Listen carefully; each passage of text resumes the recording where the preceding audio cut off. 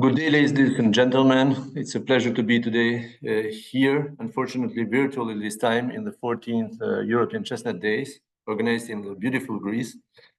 I'll speak a little bit about supporting development chestnut sector in Albania. So what is the progress, what have been happening, and I'll continue with a very quick introduction on Albanian surface of the chestnuts, which is around 12,000 hectares, distributed mainly in the northern Albania, but other areas as well. And from an altitude from 165 meters of the sea level up to 1,100 meters, the country production approximately in a good production, in a normal production, goes around 6,000 tons annually, from which around 75% of the production is exported.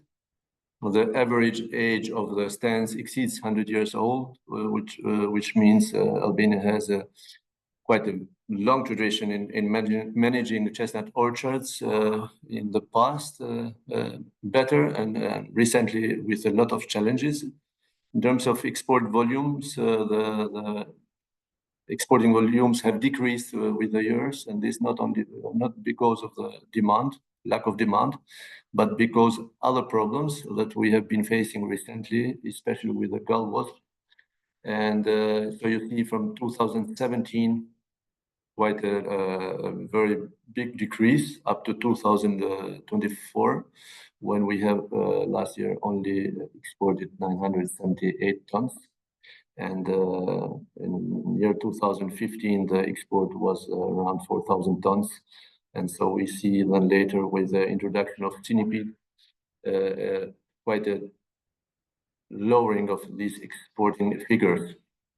In terms of chestnuts, Albania has quite a large cultivation area, quite good market opportunities, especially the last 15 years. Quite a considerable amount of income generation for local communities. In some villages, the mangoes cover around 70% of their annual income. And Albanian chestnut fruit is a medium-sized chestnut.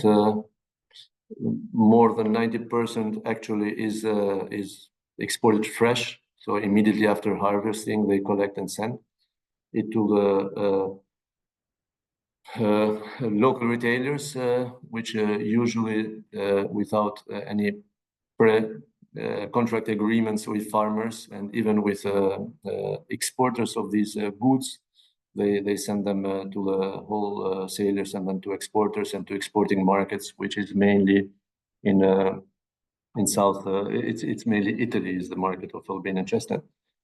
So the production expected for the year 2024 is still low, at least because of the high centipedes of chestnut gall wasp infestation in the forest, and but as well as the decline of the conditions of the chestnuts in the recent years, from lack of management, but mainly from centipede. So the approximately production this year is foreseen to be around 1,500 tons. So what we have been doing in the last years, starting from autumn last year and winter and spring this year, we were looking a little bit on the possible varieties around Albania. We don't have a real variety named and studied, but of course we have a very high diversity of chestnuts that exist and needs more attention. And so we started last autumn in Reci village to looking a little bit what kind of varieties the local people there identify, and then later in a collaboration with CNVP Albania and even with the Research and Development Center of Piemonte, we did a rapid assessment of the state of the art and potential cultivation in Albania and Kosovo. As well, later we followed in March with improving vocational training capacity for interventions on forest recovery, so forest recovery related to chestnut stands, of course. And so in terms of Albanian cultivars, We visited a village in northern Albania, which is has around a cultivation of around 400 hectares, and with quite old existing stands. We didn't go in very deep analysis, but only using the traditional knowledge of farmers and how they name different cultivars there. And it is only with one trip in this area. We identified around with, of course, with a group of native old people there. We identified very well distincting 11 different cultivars, which they have the name, they have the different colors, they have all the different sizes, and they are very well recognized from the local people, but not real deep research going on in more details of the. So we went just with some very quick measures of the fruit size and then colors and the taste and so on, and as well of the leaves and shells and how these 11 let's say cultivars that we could identify, or varieties that we could identify in those trips came out, and so meaning that only in one village in Albania we could find such a rich diversity. And imagine that Albania is a very fragmented landscape with an average altitude of the country around 700 meters over the sea level. So, and with valleys and mountains in middle, and chestnut orchards have been developed from local communities since centuries. So there is a high potential there.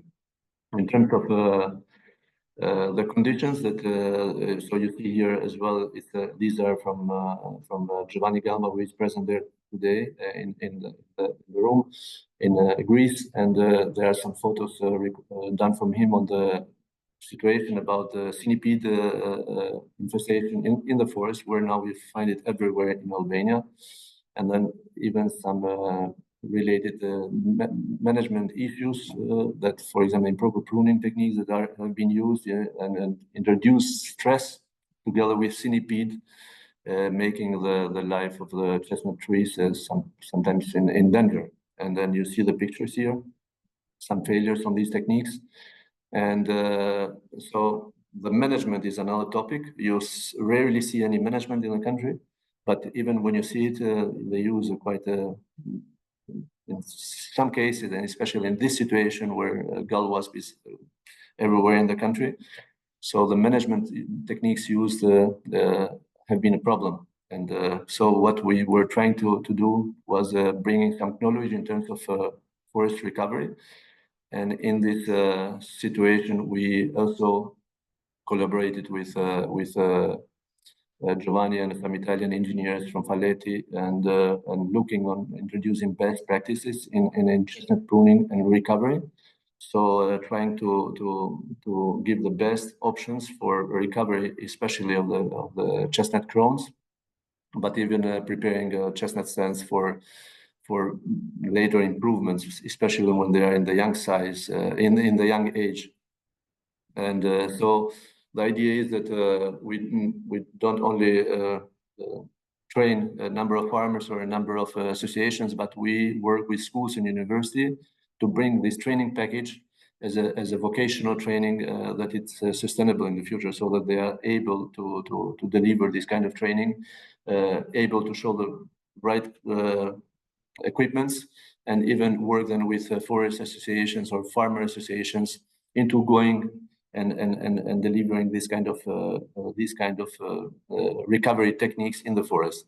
And here is a demonstration with a group where they are the school teacher from forestry school. There are, of course, forestry association and farmer associations, and some young people from a village who would like to go into this direction and do something in terms of chestnut management and recovery.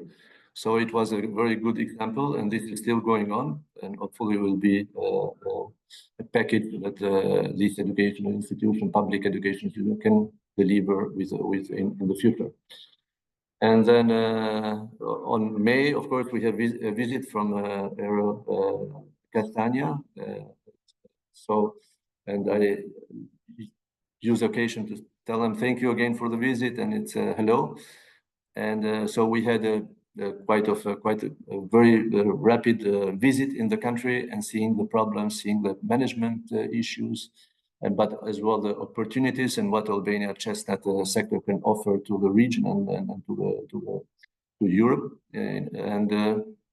So it was a very good discussion and feedback with the colleagues, so that they know as well in the train what is going on here. And so then we discussed this year even about improvement of strategies, and these are as well some ideas coming from Giovanni with his team, and some reflections. So in terms of looking into so multi-stakeholder approaches when it comes to interventions in chestnut rehabilitation, related to pruning, grafting, and new plantations, and even some activities that could be foreseen, such as genetic characterization of the main Albanian chestnut cultivars, morphochemical characterization of the identified local cultivars, valorization of chestnut production based on cultivar traits, and as well development of nursery sector, because this is another important, very important point when it comes of thinking about the new generation of the chestnut orchards in Albania, and of course improving know-how through exchanging and meeting information, but as well supporting the vocational training education in Albania. Why not only even teaching education in some cases? So this was from Albania, and thank you very much, and I wish you a wonderful 3 days in Eurocastanea days.